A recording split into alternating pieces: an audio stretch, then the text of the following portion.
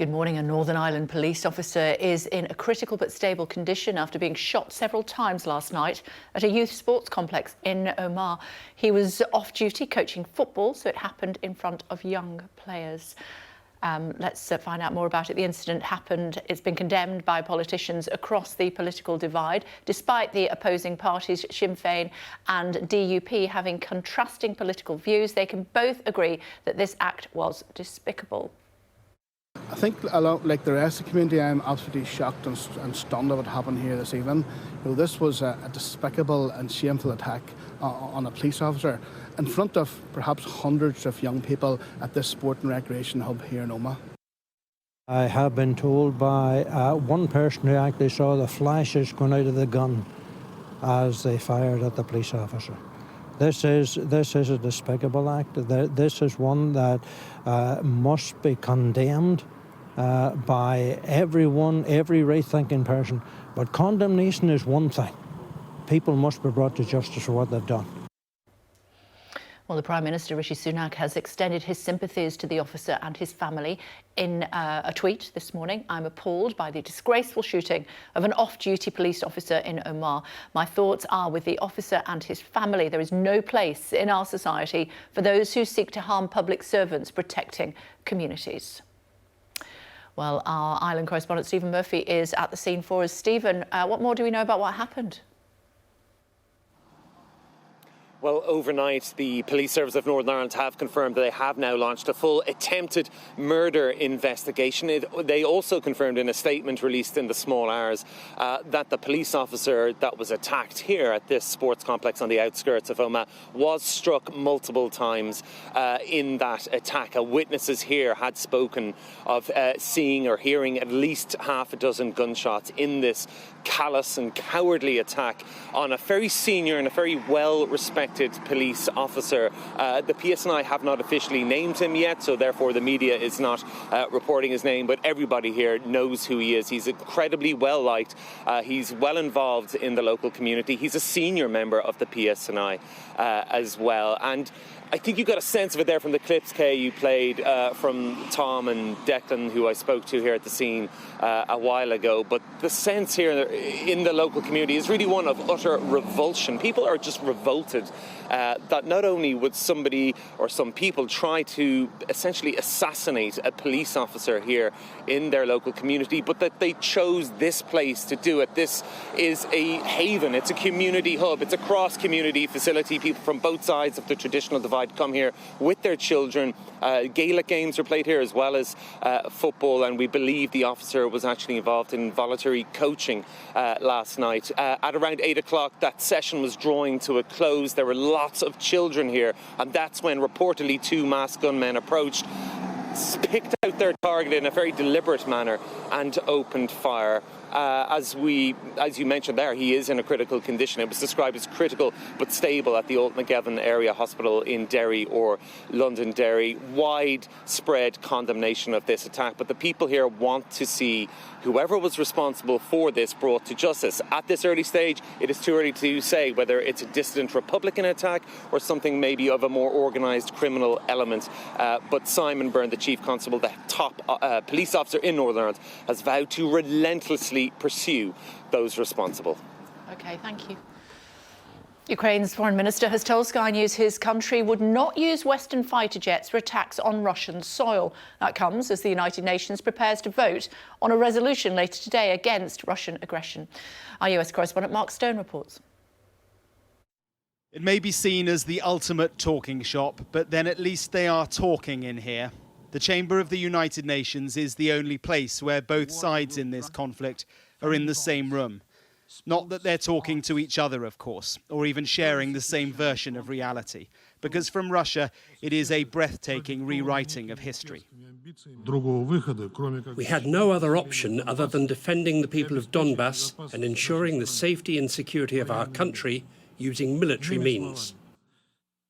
The purpose of this emergency General Assembly meeting is to vote on a resolution later today, a symbolic demonstration of unity against Russian aggression a year after its invasion of Ukraine. What Ukraine really wants, indeed, what we all want, what we have continually called for, is a just peace. This vote will go down in history. On the one-year anniversary of this conflict, we will see where the nations of the world stand on the matter of peace in Ukraine. Weapons for Ukraine to finish the war remains the top priority for its foreign minister, but a Western reluctance lingers. Do you accept that the concern in the West, if you have fighter jets, you will strike Russia proper, and then you will create a much, much wider conflict? We are using weapons which we receive from partners to strike Russia in the occupied territories of Ukraine. And you can guarantee you won't strike Russia in itself? We can guarantee that we will be using Western weapons to liberate Ukrainian territories. The top diplomats of the Security Council will meet tomorrow. Britain, America, Russia, China among them. On the wall outside their chamber, Picasso's violent depiction of a past war is the blunt, intentional reminder to them all of the cost in Ukraine today. Mark Stone, Sky News, at the UN in New York. And the Ukrainian president has praised the UK as he called for more urgent military support. Volodymyr Zelenskyy said he'd spoken to the Prime Minister about greater cooperation. We are working very hard together with Britain to strengthen our soldiers, to bring our joint victory closer, to implement our defence agreements that were reached during my visit to London. And it would be great if all our partners understood as well as Britain how the speed of our defence supply affects concrete successes on the battlefield. Deborah standing by for us now in Kyiv. Hi, Deborah. Good morning to you. The Ukrainians saying, if you give us your fighter jets, we won't use them over Russian airspace. Is that right?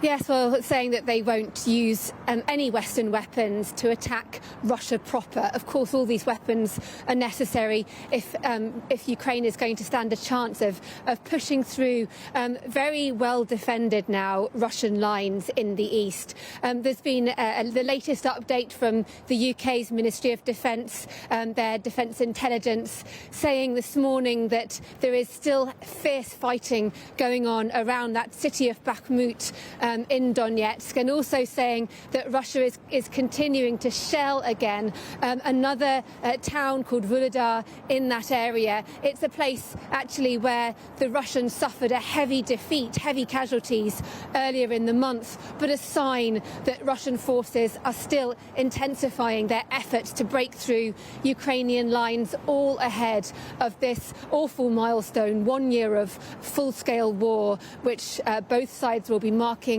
tomorrow. And there is concerns here in the capital that Russia, which does like dates, might seek to choose to use the 24th of February to launch another, maybe even more significant volley of missile strikes. There's no chance of it trying to strike the capital with land forces anytime soon, but you'll have to remember that's what it did try last year. Everybody anticipating at that time that it might be a lightning strike on Kyiv. That was defeated, but this war shows no end in sight. Yeah, just a thought on the Russian airspace and the fighter jets, etc. Russia, of course, has already made claim to some parts of Ukraine. What would happen if those jets were flying over that airspace?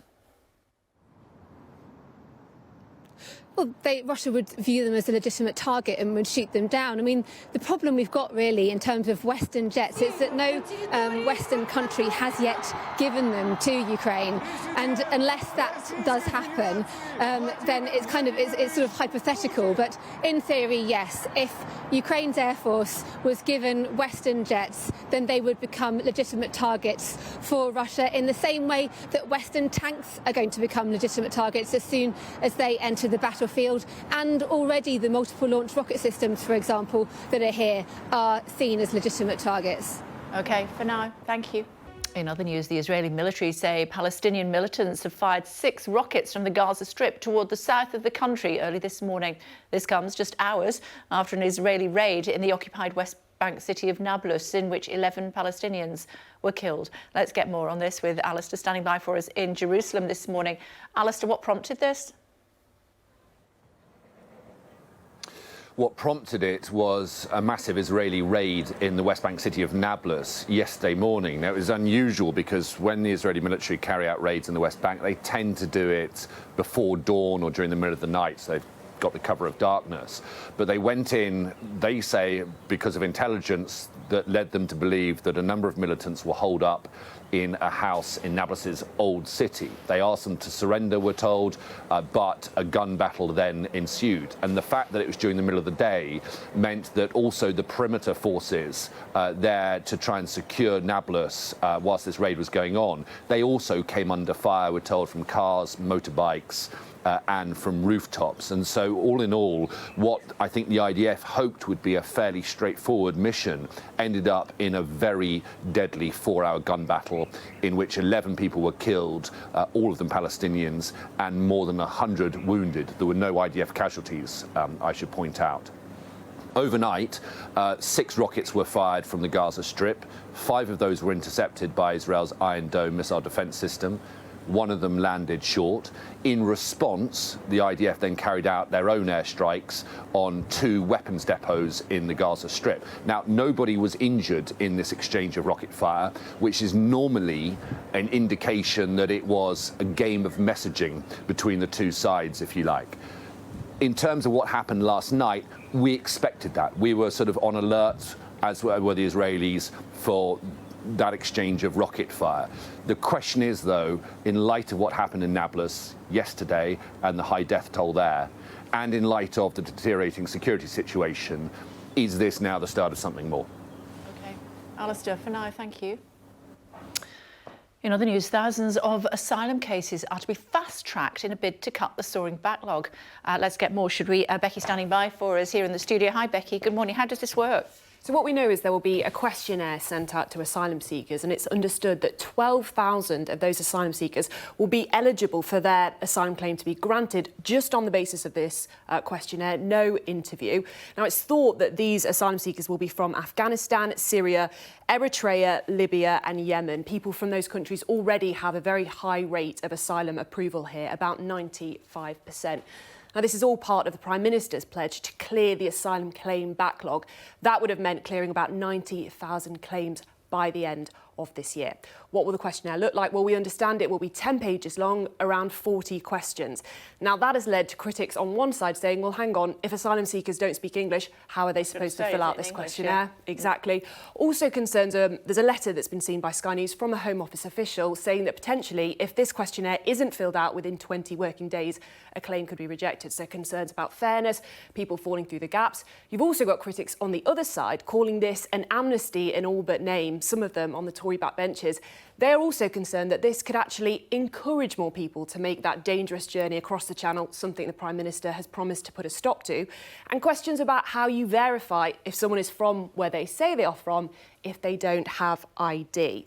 Also suggestions in that letter from the Home Office official that this scheme could be extended to more asylum seekers in due course. We know it's already inciting strong opinions from both politicians and campaigners. An amnesty in all but name, one wonders why they're not calling it that. There you go, yeah, that's what the critics are saying. Yeah, it's good to see you. Thanks very much indeed. Thank you. Put that to the Minister in just a moment or two. Excuse me. Meantime, let's have a look at some of the other headlines for you. At least 4 people have died. 49 are missing following the collapse of a coal mine in northern China. A rescue mission was suspended following an additional landslide in the Inner Mongolia region. A man accused of fatally shooting a 20-year-old woman in Florida is accused of returning to the scene and killing a TV reporter and a 9-year-old girl. 19-year-old Keith Melvin Moses was arrested on suspicion of both shootings in the Orlando area. A TV crew member and the girl's mother are in a critical condition after being wounded in the second shooting. Elsewhere in the US, including Wyoming, snow and ice are creating treacherous conditions on the roads. Dashcam footage shows the driver of this lorry jackknifing, whoops, there you go, before his vehicle comes off the motorway.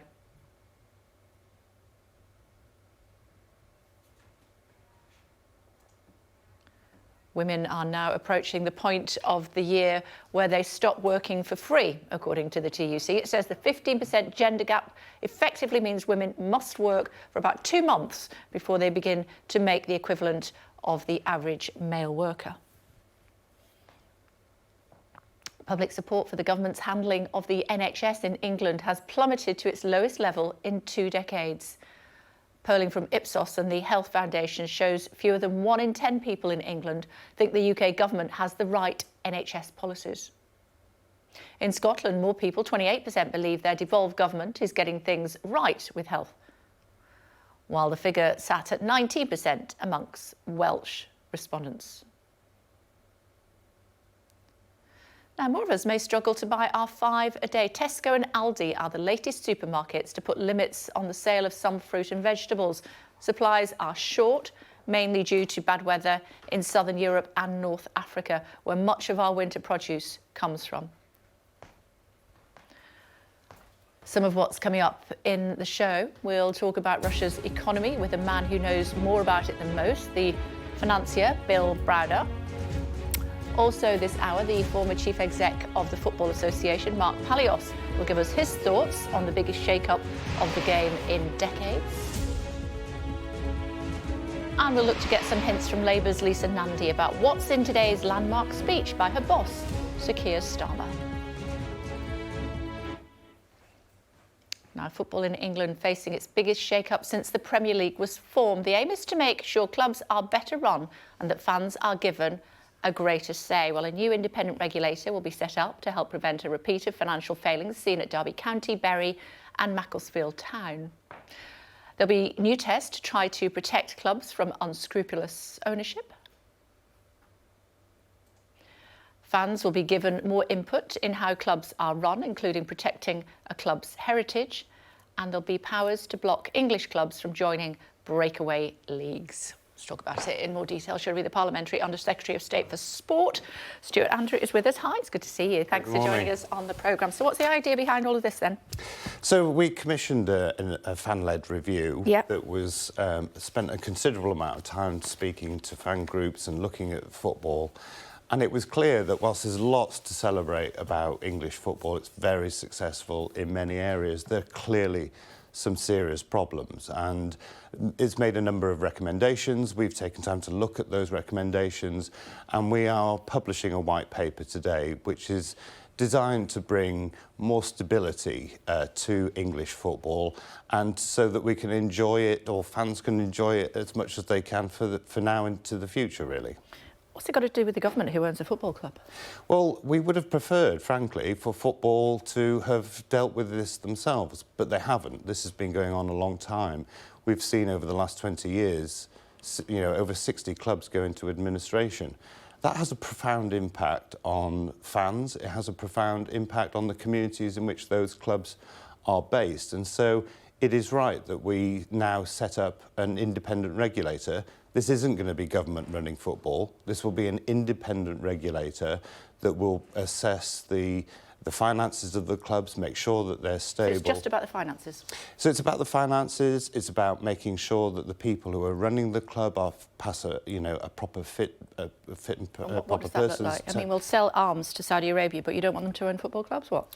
So that will be for the regulator. Will be looking at each of the people that are wanting to buy the clubs, making sure that they have proper business plans in place. So it is about the money? Their finances, it's got to be about money as well, but making sure that the finances are there, that are sustainable to keep that club going, that they're not taking risks on those clubs, because these are really important. So it's just about the money? No. There's other stuff as well, like protecting the club heritage, that is really important. So are you saying Saudis should own football clubs or not? I'm not saying who should own a football club or not. It will be up to the independent regulator to assess that those people that are wanting to invest in clubs have the best interests of those clubs at heart, they have the right finances in place, and that money, they know exactly where that money has come from, so that we can bring stability to those clubs and to bring stability to the football pyramid. Will it be retrospective? So what will happen is they will have to apply for a licence to play professional football in this country. And if they have... but will it be retrospective? Well, if they don't meet, though, I'm coming to that point, if they don't meet the requirements, they will have to demonstrate that they are on a path to meeting the requirements of the independent regulator so that they can then fully play football in this country, and that's what we want to see. So clubs like Newcastle and Manchester City will have to retrospectively pass these tests? Anybody who wants to play professional football will have to apply for a licence. What about human rights? And to do that, they will have to pass these tests. What about human rights? The job, I'm not going to talk, it depends what you're talking about, human rights. I think we know what I'm talking about. We're talking about clubs, Saudi Arabia chopping up journalists when they're still alive with a meat saw, and we're talking about Qatar not having appropriate human rights for people who are gay. I'm not talking about, I can't go into individuals that will be at this stage, because it will be for the regulator, the independent regulator. What do you think? You're the sports minister. My view, my view is that I want to see football in this country being run in the best interests of football and of fans. And we will... Does that include clubs being owned by countries that do not have appropriate human rights? My job is to ensure that we have the proper regulatory framework in place, and that's what we're introducing today. You're the sports minister. I want to know what you think. So, look, I've made my views very clear. I went to Qatar because I felt, that it was important for me to stand up about, having inclusive sport for all. That isn't... The issue here is ensuring that we know exactly who owns the clubs. At the moment, sometimes some clubs don't even know who the actual owner is. And so under this regime that we will have, we will know exactly who owns that club, who that individual is, ensure that we know where that money's coming from, and that they have the best interests of those clubs at heart. I think this is a really good news story because it will really help Well, of course the you future do, and that's why you're here talking about it, but I'm trying to drill down into the detail. You're the sports minister, you're responsible for football. I'm asking you whether it's appropriate that clubs who have not even disputed, terrible human rights records should be allowed to own football clubs that are at the breathing heart of this country. But the point I'm getting at is we will know the individual who will own that club, and they will have to pass that test of whether they are a fit and proper person to own a football club. It will be down to an individual, and we will know who that... So it doesn't matter what nationality they are? I'm not really... It's not for me to say which country they come from. I mean, we have investment in this country on a wide range of businesses. It's not for me to say just because they're from a certain country that they shouldn't own a football club. That would be inappropriate. What is appropriate is making sure that the right people are running our football clubs. We know who those people are, we know where their money's come from, and that they have passed those fit and proper persons tests. OK, talk to me about what's happening with, 10,000 refugees being basically given an amnesty. They're not being given an amnesty. What is happening here is that it is important that we look at the people that have been waiting for the sort of cases to be heard for a long time. This is an opportunity for them to fill in these forms, to explain the sort of reasons why they're seeking asylum. Those will be assessed, and then a decision will be made. It's to try and deal with the backlog that has been happening for too long. How will it be in lots of different languages, not just English, those forms? So they will be able to, work with Home Office officials to ensure that they can fill in those forms. That is an important element, but this is to deal with a problem that has, frankly, existed for too long. What about the other 80,000 that are also waiting? So this is the start of the process. The Prime Minister has been very clear that he wants to deal with this, and he is working at pace. I mean, he is meeting the Home Secretary literally every week, going through this whole system, because his priority is to tackle the small boats issue. This is one of those elements of it, so to get through this list as quickly as possible. So it is fast-tracking people then? It's not fast-tracking. They will be checked, but it's to make sure that the process is sped up. So it is fast-tracking if it's sped up? Well, but it doesn't mean That's what fast-tracking means. Yeah, but it doesn't mean that they will not go through, the proper due diligence test. That's the important bit that he's doing. Will they have face-to-face interviews? So at the moment, I haven't seen the detail of that, but I know for a fact that this is a way of dealing with people that, frankly, have been waiting for too long. We've rightly had criticism about that. This is a way to deal with it. It will be checked properly. What's going to happen to Shamima Begum? Are we still going to be in this position in 30 years' time? So it wouldn't be appropriate for me to make a comment on a case that is live. Why is the it judgment live? has been made. Yeah, it has, yeah. The judgment has been Why is it made, live? and I'm not going to be drawn on. Well, it's not live because the decision's been made.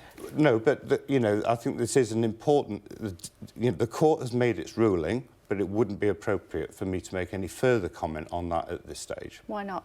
It's just, I'm not going to make a comment on this at this stage. OK, it's good to talk to you. Thanks very much for joining us. Thank you. Let's have a look at what the paper's doing this morning, should we? And starting with the Express, reports on what it writes is a crackdown on the asylum seeker backlog, while the Mail reports on a row about the potential fast-tracking of asylum seekers. The Telegraph carries a warning from BT, which says the Chancellor's planned corporation tax rise is a threat to investment and growth. The Eye reports that the Royal College of Nursing has upset other unions with its willingness to directly engage with the government over strike action. And the Mirror meets Russian mercenaries fighting on behalf of Vladimir Putin in Ukraine. It also has a picture of Diana, Charles and baby William in photos previously unseen by the public. Now, the US Defense Department has released a new image of the Chinese spy balloon shot down by the US military earlier on this month. It was taken from the cockpit of a U-2 spy plane on the 3rd of February, the day before it was shot down off the coast of South Carolina.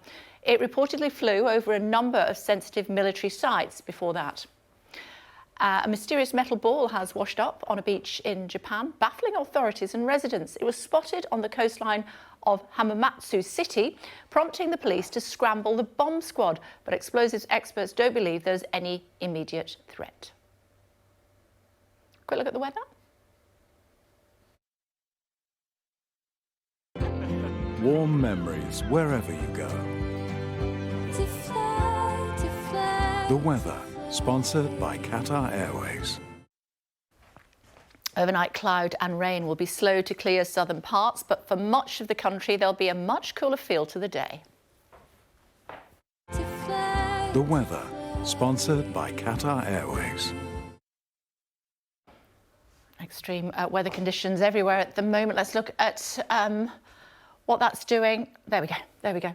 Global warming, here you go, 1.26 degrees, and now above previous levels in 1880. We're using a little bit more coal today than we were yesterday, and this is the CO2 emissions in millions of tonnes in live real terms.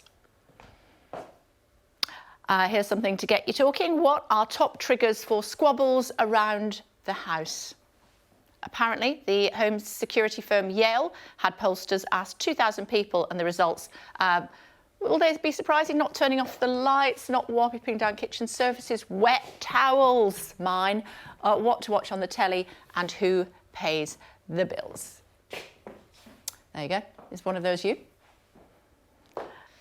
Now, have you ever heard of Dark Sky Sanctuary? It's a rare honour, we're told, and it's just been bestowed upon Bardsey Island off North Wales. Dark sky sanctuaries are in remote locations where there's little to no light pollution, as this time-lapse basically shows you, giving spectacular views of the stars.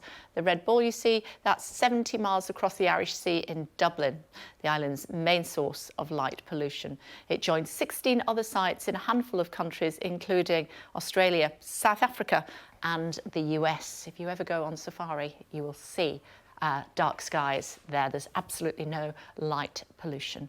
Let's find out what's happening in politics today. Tamara's standing by. Keir's going to make a speech.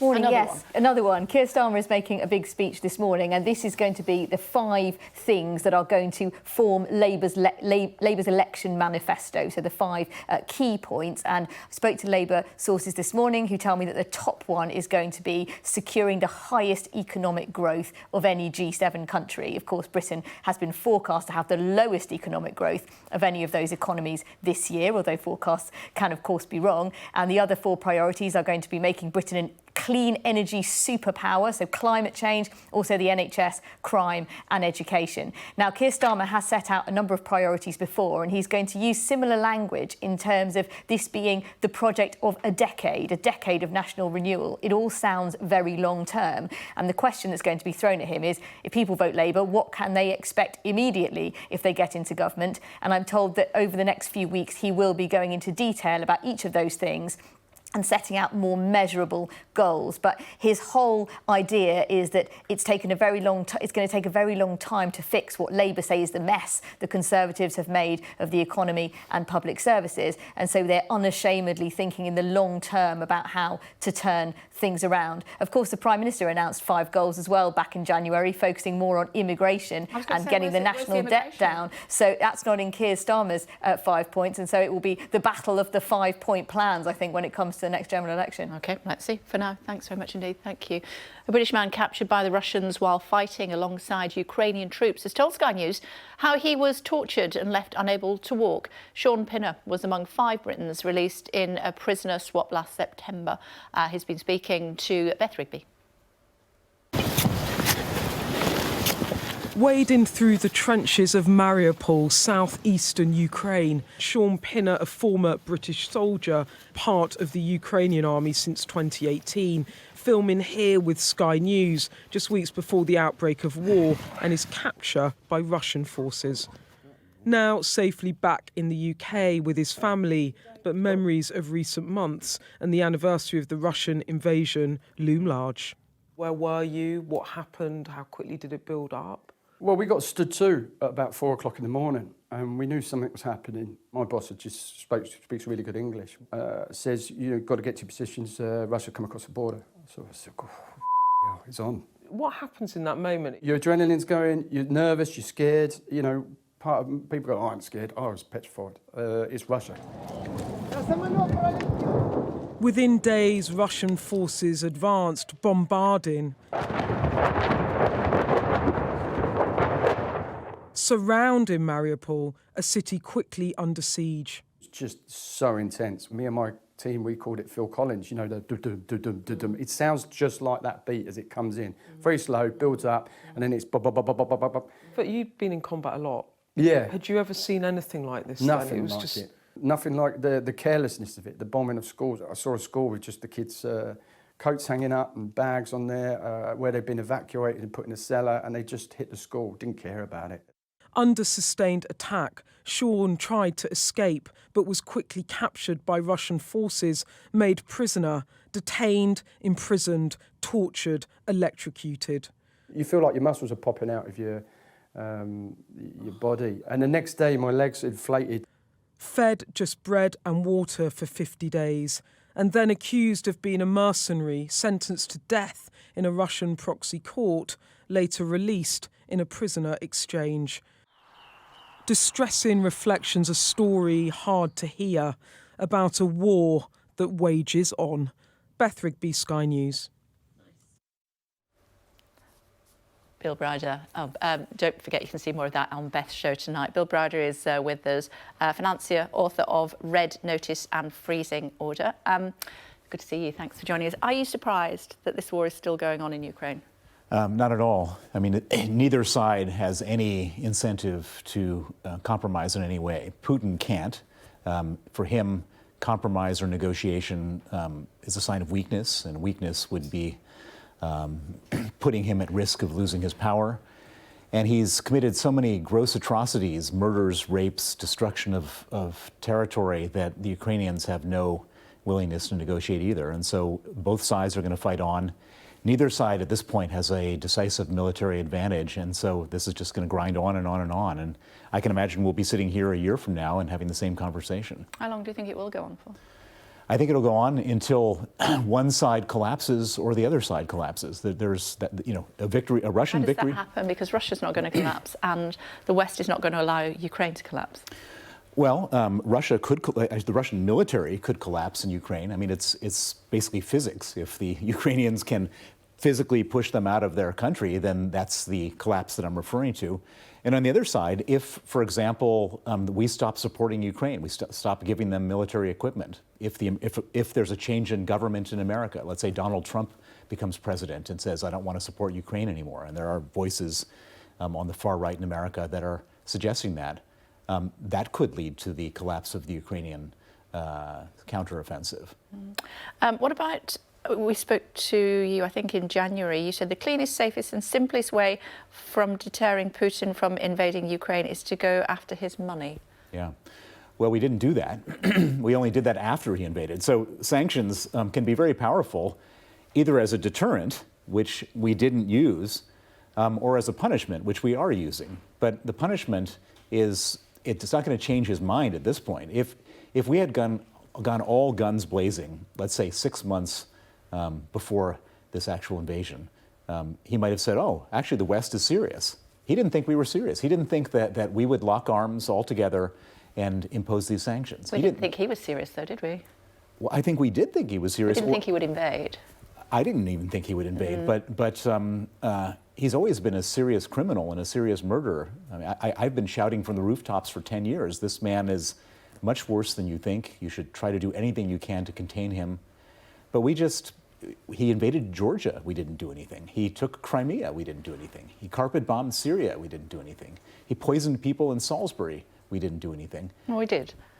Hardly.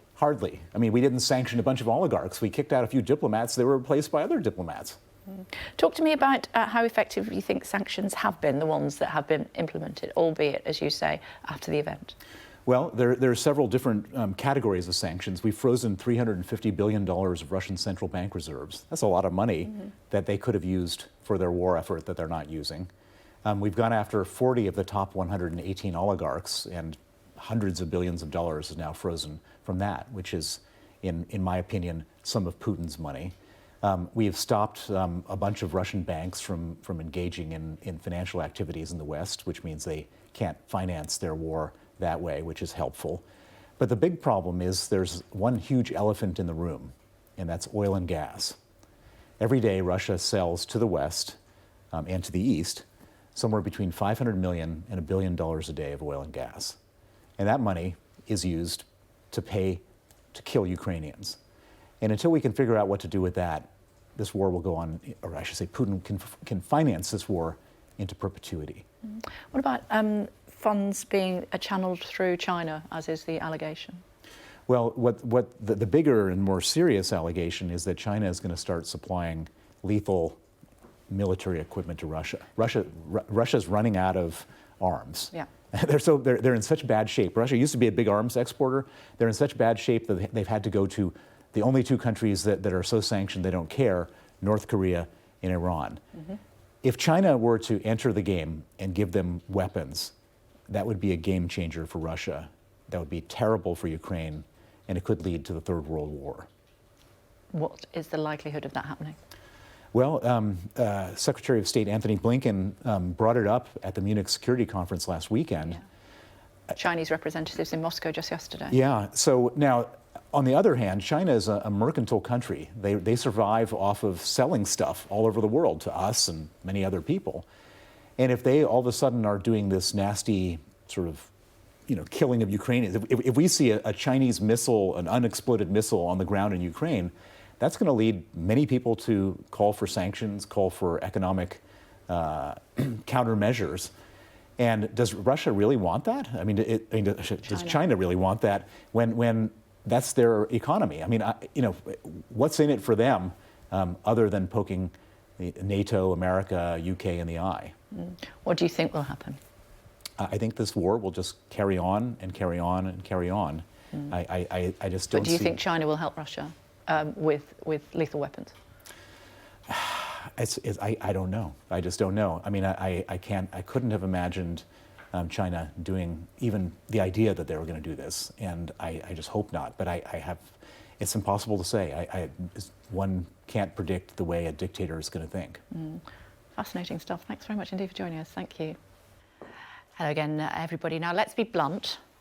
It can be a bit of a challenge turning 40, But one person who is celebrating the big 4-0 today, there she is Emily Blunt. The Golden Globe winner is best known for her role in The Devil Wears Prada and Mary Poppins Returns. More recently, she's featured opposite her husband in the horror movie A Quiet Place. Something you might not know is Emily Blunt's uncle is Conservative MP for Reigate, Crispin Blunt, and her sister is married to the actor Stanley Tucci. There you go, and she looks absolutely sensational, doesn't she? Gorgeous. Now, after a fan-led review into how football clubs are run, the government is planning the creation of an independent football regulator in what would be the sport's biggest shake-up since the Premier League was created. It's been designed to keep dodgy owners out and give fans more input. Joined now by former chief exec of the FA and current chairman of Tranmere Rovers, Mark Palios. Hey, Mark, it's good to see you. Thanks for joining us. What do you think? Good idea? Sorry? Is it a good idea? Yes, it is. My first response to it is a great start because the modus operandi of the Premier League and from what I've seen in the past is that issues get marched into the long grass and shot, and so they outlast the attention span of the current incumbent of the minister's office, etc. So it's great to see that the government actually followed through on the Tracy Crouch report. There's still a lot more to be done. But is it following the money, or should it also take into account the human rights of the country that the money is coming from? I think you're talking about the comments as regards whether owners are fit and proper, which is something that I think will be determined once we get into the consultation phases, because what's going to happen after this is a consultation with all the stakeholders. And the real issue I think that's on the table that's been left to some extent still in the hands of the powers that be within the game is the question of funds flow down into the pyramid and beyond that, not just into the championship, but actually into the lower leagues as well. And so the government have, whilst they've done what you would say complied with what the populist issues are, fans having a greater say, moving into a new Super League, for example, those types of things. Yes, you say they're vote catchers, but they are populist purely because that's what came out from the people when Tracy Crouch did her review. But the issue in terms of funds flow and how you put in place controls, because if you just pass more money down the pyramid without financial controls in place, I think you'll just be putting petrol on the fire. So that's where the big debate will come. And of course, the regulator has retained powers to step in if he feels that the authorities have not come up with a sensible solution. I don't know if you heard the Minister earlier on. This is what he said about the human rights issue. I'd be interested to hear your thoughts on that. Have a quick listen. Or not. I'm not saying who should own a football club or not. It will be up to the independent regulator to assess that those people that are wanting to invest in clubs have the best interests of those clubs at heart, they have the right finances in place, and that money, they know exactly where that money has come from, so that we can bring stability to those clubs and to bring stability to the football pyramid. We're talking about clubs, Saudi Arabia chopping up journalists when they're still alive with a meat saw, and we're talking about Qatar not having appropriate human rights for people who are I'm not talking about, I can't go into individuals that will be at this stage, because it will be for the regulator, the independent regulator. What do you think? You're the sports minister. So my view, my view is that I want to see football in this country being run in the best interests of football. What did you think of his answer there? Well, actually, I think he's right. I mean, at the end of the day, it is the independent regulator's job. Look, the whole issue about ownership and bad ownership within the game, there have been cases of bad ownership. And it's not just about the morals and the ethics of where the money came from a particular state. It's about the day-to-day running of football clubs. And that's what, down the lower leagues in the pyramid, that's certainly where there has been a lot of heartache with clubs who are a real asset in the community going to the wall. So there's a real focus around that. One of the things I would say though, Kay, and I think this has been slightly missed by people, because we always talk about bad owners, there's a lot of good owners who put a lot of cash into the game itself. And my concern is that at this point in time, the focus tends to be towards the top end of the pyramid, and it's the pyramid that we need to protect, because the pyramid is unique in this country. And people have said, no other major sports have a government regulator. Well, actually, no other major sports have a pyramid that looks anything like the structure that we have in this country. So the minister's right in what he says. He's not an expert in the game. We understand that. But it's this consultation period that will come. I think one of the problems, though, Kay, is that we've already waited a year since Tracy Crouch's report, and we really need to get on with this. The problems that clubs face financially are issues that are here day to day and will continue on until we get some changes. How's the team getting on? We've got a young side. We're inconsistent, I'm afraid, Kay, but we're hopeful that the tail end of the season will be good. Okay. Good luck to you. Thanks for taking the time to join us. Thanks, Kay. Thanks a lot.